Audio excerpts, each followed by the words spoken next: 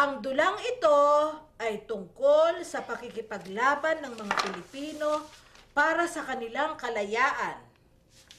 Sinasakop ang Pilipinas ng mga Kastila at pagkatapos ay sinasakop naman tayo ng mga Amerikano.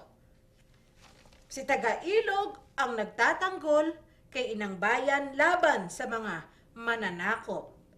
Eh bakit ganito?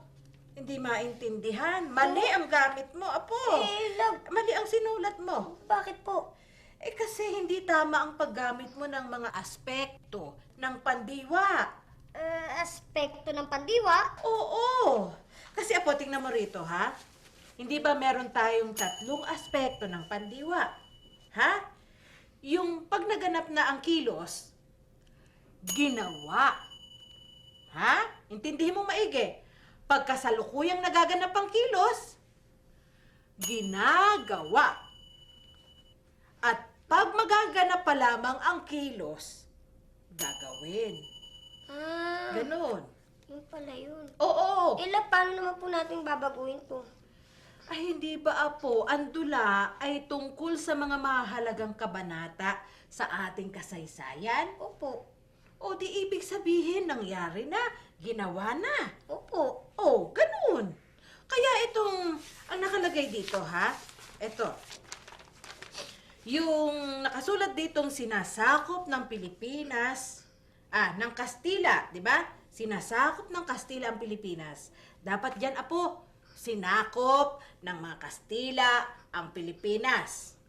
At ito naman pong sinasakop naman tayo ng mga Amerikano, dapat sinakop tayo ng Amerikano. Ayan, tama. At ito namang si Tagailog, ha? Ang nagtatanggol sa Inang Bayan, laban sa mga mananakop, dapat dyan, Apo, nagtanggol. Kasi tapos na eh. Yun pala yun. Oo. O sige, basahin mo uli. Palitan mo yung mga dapat palitan. Sige po. Kasi nangyari na eh.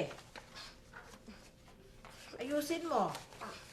Para maintindihan mo. Sinakop. Yan.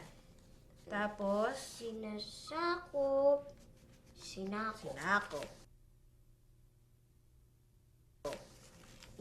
Nagtanggol. Nagtanggol. Ito po, Lola. O, basahin mo uli. Sinakop ang Pilipinas ng mga Kastila.